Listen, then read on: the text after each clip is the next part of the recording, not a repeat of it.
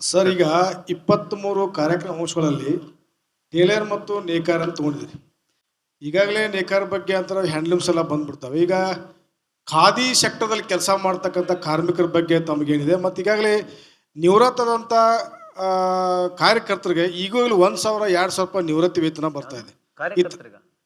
ನೇಕಾರ ಕೆಲಸ ಮಾಡ್ತಿರ್ತಾರೆ, ಖಾದಿ ಸೆಕ್ಟರ್ ಕೆಲಸ ಮಾಡಿದಂಥವ್ರು. ಇದ್ರ ಬಗ್ಗೆ ತಮಗೆ ಏನಾದರೂ ಪಾಲಿಸಿ ಸೇರ್ಪಡೆ ಮಾಡ್ಕೊಳ್ಳೋಕೆ ಅನುಕೂಲ ಆಗುತ್ತಾ ಏನಂತ? ನೀವೇನು ಖಾದಿ ಅವ್ರಿಗೆ ಆ್ಯಡ್ ಮಾಡ್ಬೇಕಂತ ಹೇಳ್ತೀರಾ? ಹೌದು ಸರ್, ಖಂಡಿತವಾಗಿ ಆ್ಯಡ್ ಮಾಡೋಣ ಅವರಿಗೆ. ಮತ್ತೆ ಕಬ್ಬು ಕಟಾವ್ ಮಾಡಕ್ ಬಂದ ಕಟಾವ್ ಗ್ಯಾಂಗ್ನವ್ರಿಗೆ ಆ ಶಾಲೆ ಟೆಂಟ್ಗಳನ್ನ ಮಾಡ್ಲಿಕ್ಕೆ ಏನಾದ್ರು ಅನುಕೂಲ ಆಗ್ಬೋದಾ? ಕಬ್ಬು ಕಟಾವ್ ಮಾಡಕ್ ಬರಲ್ಲ, ಯಾಕಂದ್ರೆ ಅಗ್ರಿಕಲ್ಚರ್ ವರ್ಕರ್ಸ್ ಆಗ್ತಾರೆ, ಮಾಡಕ್ ಬರಲ್ಲ ಅಂತಲ್ಲ, ನಮಗೆ ಅದು ಹಿಡಿತದಲ್ಲೇ ಸಿಗೋದಿಲ್ಲ. ಈಗ ನೀವು ನೆರೆಗ ನೋಡಿದ್ರೆ ಈ ದೇಶದಲ್ಲಿ 26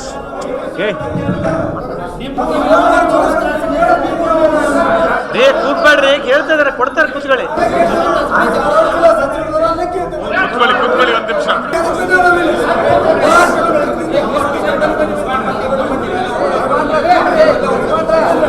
ಅಣ್ಣ ಕೋಪಿಸ್ಕೋಬೇಡ, ಕೂತ್ಕೊಳ್ಳಿ.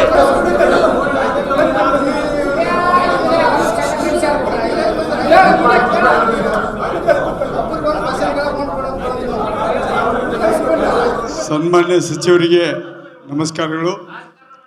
ನಾವು ಮಹದಾಯಿ ಹೋರಾಟಗಾರರು. ಇವತ್ತು ರಾಜ್ಯದಲ್ಲಿ ಮುಂಜಾನೆ ಸನ್ಮಾನ್ಯ ಮುಖ್ಯಮಂತ್ರಿಗಳು ಹೇಳಿದ್ದಾರೆ, ನೀರಾವರಿ ಬಗ್ಗೆ, ಮಹದಾಯಿ ಬಗ್ಗೆ ಕೇಂದ್ರದ ಒಂದು ಎನ್ವಿರಾನ್ಮೆಂಟಲ್ ಪರ್ಮಿಷನ್ ಸಿಕ್ಕರೆ ಈ ಕೂಡಲೇ ಆ ಕಾಮಗಾರಿಯನ್ನು ಕೈಗೆತ್ಕೊಳ್ತೀವಿ ಅನ್ನುವಂಥದ್ದು. ನಾವಿವತ್ತು ತಮ್ಮ ಸರ್ಕಾರಕ್ಕೆ ನಾವು ಹೇಳಕ್ಕೆ ಬಯಸ್ತೇವೆ, ಮಹದಾಯಿ ಹೋರಾಟಗಾರರು 8-9 ವರ್ಷಗಳಿಂದ ನಿರಂತರ ಹೋರಾಟದಲ್ಲಿದ್ದೇವೆ. ಇವತ್ತು ನಾವು ಹೋರಾಟದ ವೇದಿಕೆಯಿಂದ ಇಲ್ಲಿ ಸರ್ಕಾರಕ್ಕೆ ನಮ್ಮ ಮನವಿಯನ್ನು, ನಮ್ಮ ಅಳಲನ್ನು ಹೇಳ್ಕೋಬೇಕಂತ ತಮ್ಮ ಮುಂದೆ ಬಂದಿದ್ದೀವಿ.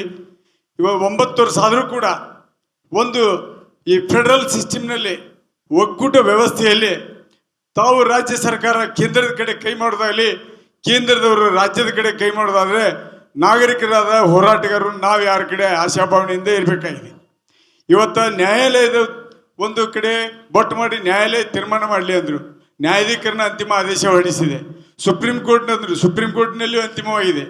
ಇವತ್ತು ಸರ್ಕಾರಗಳ ಮಟ್ಟದಲ್ಲಿ ಅನುಮತಿ ಕೊಡೋದಕ್ಕಾಗಿ ನ್ಯಾಯಾಲಯದ ಟ್ರಿಬ್ಯುನಲ್ ಜಜ್ಮೆಂಟ್ ಆಗಿ 2018 ಆಗಸ್ಟ್ 14ಕ್ಕೆ ನ್ಯಾಯಾಧೀಕರಣದಲ್ಲಿ ಜಜ್ಮೆಂಟ್ ಆಗಿದ್ದನ್ನು ಇವತ್ತಿನ ಒಂದು ಯೋಜನೆ ಜಾರಿಗೊಳಿಸೋಕ್ಕಾಗಿಲ್ಲ. ಅದಕ್ಕೆ ತಮ್ಮ ಸರ್ಕಾರ ಮೇಕೆದಾಟಿಗಾಗಿ ಇಡೀ ಸರ್ಕಾರ ಒಂದು ಪಾದಯಾತ್ರೆಗಳನ್ನು ಮಾಡಿದರು. ಆದರೆ ಮಹದಾಯಿಗಾಗಿ ಯಾಕೆ ಸರ್ಕಾರ ಮುತುವರ್ಜಿ ವಹಿಸಿ ಮಾಡಲಿಲ್ಲ ಅನ್ನೋದನ್ನು ನಾವು ಇವತ್ತು ತಮ್ಮಲ್ಲಿ ಕೇಳ್ತಾ ಇದ್ದೀವಿ. ಮೇಕೆದಾಟಿಗೆ ನಾವು ಮಾಡಿರ್ತಕ್ಕಂಥದ್ದು ಪಾದಯಾತ್ರೆ, ಅಲ್ಲಿ ಕೂಡ ಕ್ಲಿಯರೆನ್ಸಿಗೆ ಕೇಳ್ತಾ ಇದ್ದೀವಿ, ಇಲ್ಲಿ ಕೂಡ ಕ್ಲಿಯರೆನ್ಸಿಗೆ ಕೇಳ್ತಾ ಇದ್ದೀವಿ. ಅಲ್ಲ, ನಮಗೆ ಭಾಳ ಪರಿಚಯದವರು. ನಾವು ನೋಡಿ, ಒಂದು ಮಾತು ಹೇಳಿಕ್ಕೆ ಇಚ್ಛೆ ಬಯಸ್ತೇನೆ, ಸಿದ್ದರಾಮಯ್ಯ ಸಾಹೇಬರು ಯಾವತ್ತೂ ರಾಜಕೀಯವಾಗಿ ಸುಳ್ಳು ಹೇಳ್ತಕ್ಕಂಥ ವ್ಯಕ್ತಿ ಅಲ್ಲ. ಬೇಕಿದ್ರೆ ನೀವು ಟೆಂಡರ್ ಕೂಡ ನೋಡಿ, ಟೆಂಡರ್ ಕೂಡ ಪ್ರಕ್ರಿಯೆ ರೆಡಿ ಆಗಿದೆ, ದುಡ್ಡು ಕೂಡ ಮಾನ್ಯ ಮುಖ್ಯಮಂತ್ರಿಗಳು ಬಜೆಟ್ನಲ್ಲಿ ಅನೌನ್ಸ್ ಮಾಡಿದ್ದಾರೆ. ಎನ್ವೈರ್ಮೆಂಟ್ ಕ್ಲಿಯರೆನ್ಸ್ ಆಗಬೇಕು, ನಾವು ಒಕ್ಕೂಟ ವ್ಯವಸ್ಥೆಯಲ್ಲಿ ಇದ್ದೀವಿ, ಎನ್ವೈರ್ಮೆಂಟ್ ಕ್ಲಿಯರೆನ್ಸ್ ಆಗಬೇಕಾಗಿತ್ತು.